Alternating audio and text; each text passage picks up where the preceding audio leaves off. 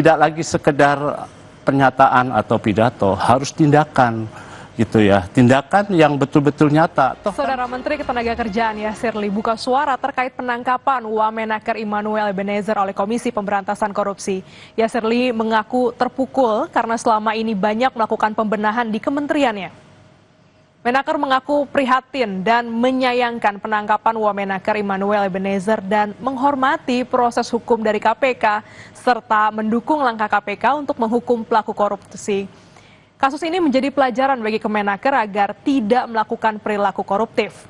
Menaker menegaskan bahwa seluruh jajarannya di Kementerian Ketenagakerjaan menandatangani fakta integritas dan siap dicopot bila melakukan tindakan pidana korupsi.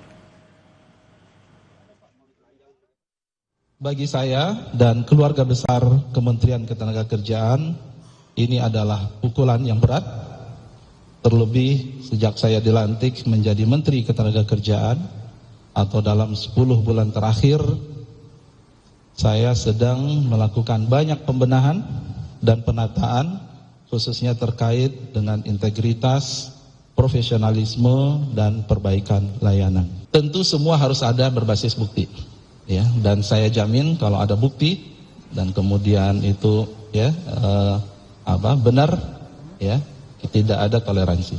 Tapi sekarang tentu kita praduga tidak bersalah dulu.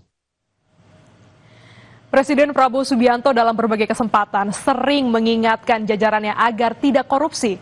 Terakhir dalam pidato kenegaraan 15 Agustus lalu, Prabowo menyebut soal perilaku korupsi di institusi pemerintahan dan perusahaan BUMN hingga BUMD. Absolut akan menjadi korup secara absolut. Kita paham bahwa korupsi adalah masalah besar di bangsa kita. Perilaku korupsi ada di setiap eselon birokrasi kita. Ada di setiap institusi dan organisasi pemerintahan.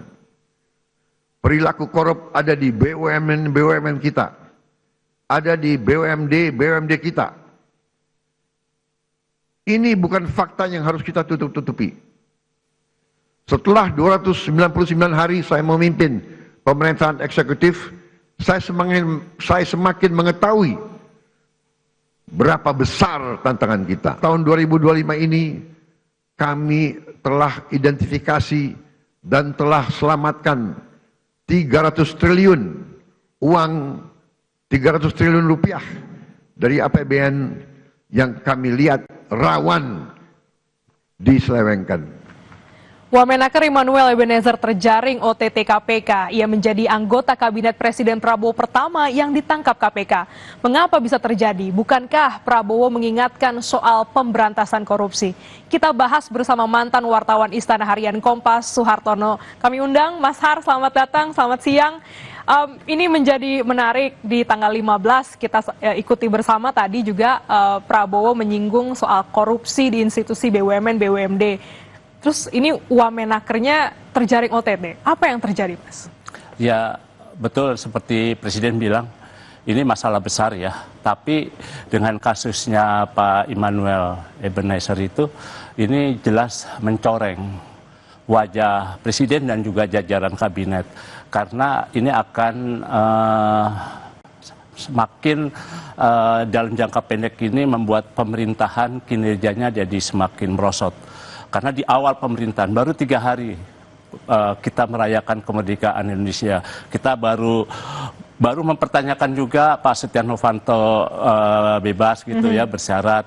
Sekarang baru 3 hari setelah kemerdekaan, kita juga harus sedih juga, prihatin, dan juga mungkin marah ya, karena terjadi lagi kasus korupsi. Karena Presiden Prabowo itu kan dari awal sejak dilantik sampai sebelum 17 Agustus kemarin, itu menyatakan perang terhadap korupsi itu. Bahkan Jaksa Agung bilang koruptor itu adalah pengkhianat bangsa. Nah sekarang tidak lagi sekedar pernyataan atau pidato, harus tindakan gitu ya, tindakan yang betul-betul nyata. Toh kan para menteri semua sudah menandatangani fakta integritas ya sebelum dilantik. Tapi mengapa terjadi?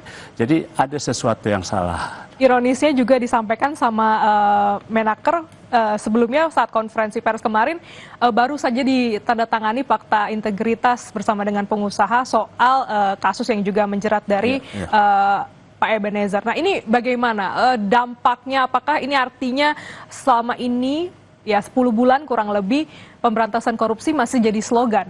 Ya, jadi memang agar tidak menjadi slogan dan tidak menjadi omon-omon gitu ya, kan Presiden sering kita guyon seperti itu. Ya, sekarang harus langkah nyata. Presiden harus turun langsung. Seperti dulu zaman Pak SBY itu memimpin, mengkomandoi sebagai saya memimpin sendiri pemberantasan korupsi, meskipun nyatanya tidak terwujud juga ya. Nah, jangan sampai ini terjadi. Jadi Presiden Prabowo harus langsung memimpin. Dia bisa melibatkan aparat-aparatnya. Ada Kejaksaan Agung, ada Kepolisian, ada PPATK, dan juga ada Badan Pengendalian Pembangunan atau investigasi ya yang dipimpin oleh Pak Aris. Jadi dengan aparatnya itu Presiden bisa melakukan langkah nyata untuk menghentikan supaya jangan sampai kasus Pak Wamenaker ini terulang lagi kembali. Masih 5 tahun pemerintahan loh, jangka panjang. Jadi bukan lagi slogan, jadi harus tindakan nyata. Bukan sekedar memecat, tapi juga Presiden harus turun langsung, mengawasi. Dan langsung mungkin mendapat laporan, baik diam-diam ataupun terbuka terkait perilaku dan kinerja para menteri itu. Prabowo sebenarnya sudah tegas dari awal perang terhadap korupsi. Sebenarnya dari kejadian ini bagaimana dampaknya terhadap pemerintahan Prabowo? Ya, jangka pendek memang agak berpengaruh ya. Ya, kita nggak tahu nih apa penyebabnya. Misalkan hari ini sebetulnya ada jadwal Presiden akan memberikan kepada 80 orang yang dianggap berjasa buat Republik Indonesia akan diberikan tanda kehormatan. Tapi entah kenapa batal hari ini. Ditunda katanya Senin besok. Padahal ini udah mundur loh. Biasanya itu sebelum proklamasi 17 acara itu sudah diberikan. Nah, apakah ini ada pengaruh? Kita belum tahu, tapi yang jelas ini jelas mencoreng pemerintahan dan pukulan berat betul. Jadi memang kalau Presiden Prabowo ingin menyatakan perang melawan korupsi, ini harus yang terjadi terakhir kalinya. Gitu ya. Betul, korupsi memang tidak bisa dihapus.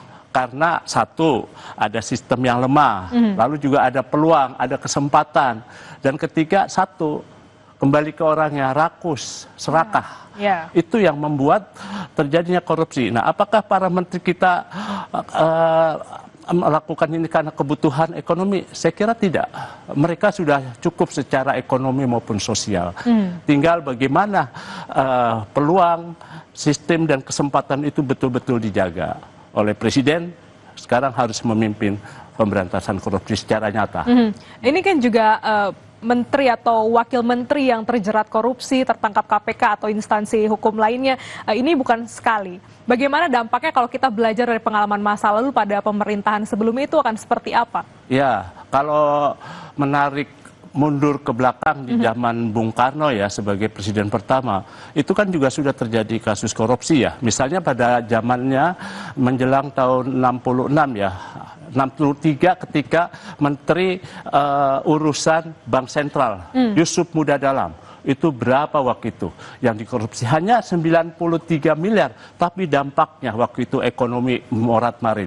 Lalu juga ada kasus korupsi lagi. Ada beberapa tokoh yang waktu itu sempat diperiksa kan. Ada Pak Ruslan Abdul Ghani, meskipun akhirnya lepas. Lalu juga ada Pak Sumitro juga pernah dikaitkan juga dengan kasus itu, tapi ternyata tidak gitu ya. Dan itu terjadi di era Pak Harto juga ada kasus-kasus korupsi itu. Bahkan Pak Harto sendiri kan pernah akan diperiksa dalam kasus dugaan korupsi terhadap 7 yayasannya. Di era presiden yang lain, Pak Habibie juga ada, Pak Menkes Suyudi ya waktu itu ya, yang kemudian baru bergulir, bukan Pak Menkes Suyudi, tapi Pak Bambang Subianto pernah diperiksa sebagai saksi dalam kasus BLBI. Dan kasus ini tidak ditindaklanjuti. Lalu zamannya Pak Gus Dur juga ada Pak Ahmad Suyudi Menkes, masuk kembali di eranya Bu Mega, beliau juga menjadi menteri, tapi setelah selesai menjadi menteri beliau diperiksa. Di zaman Jokowi di zaman Megawati, Jokowi, SBY. SBY itu juga yang paling banyak adalah di eranya Pak SBY. Ada 3 yang menteri yang terkait korupsi tapi setelah selesai menjabat. Sedangkan 2 di saat Pak SBY menjabat, yaitu Pak Andi Malarangeng dan Pak Jero Wacik. Lalu di era Bu Megawati juga itu ada sekitar 3 atau 4 menteri ya, mulai dari Bu Siti Fadila Supari, lalu juga ada Rokhmin Dahuri, lalu ada Hari Sabarno. Itu setelah menyelesaikan jabatannya baru mereka diperiksa. Di zaman Pak Jokowi itu lebih banyak lagi, ada 6 dan 3 orang diantaranya yang ketika itu menjabat. Misalkan Pak Juliari Batubara, lalu Pak Edi Prabowo, lalu ada Joni Plate, dan terakhir kan Syahrul Yassin Limpo gitu ya. Sebelumnya tentu ada Pak ini menjadi catatan penting dalam sejarah pemerintahan, terutama Presiden Prabowo yang dari awal sudah menyatakan perang terhadap korupsi. Kita nantikan juga Mas Har, rencananya sore hari ini KPK akan menggelar konferensi pers terkait status dari Wamenaker kita, dan kita nantikan juga langkah tegas dari Presiden Prabowo terkait dengan korupsi hari. Semoga ini yang terakhir. Semoga. Ya. Terima kasih Mas Har untuk waktunya. Sama-sama. Sudah ada di Jurnal Merah Putih.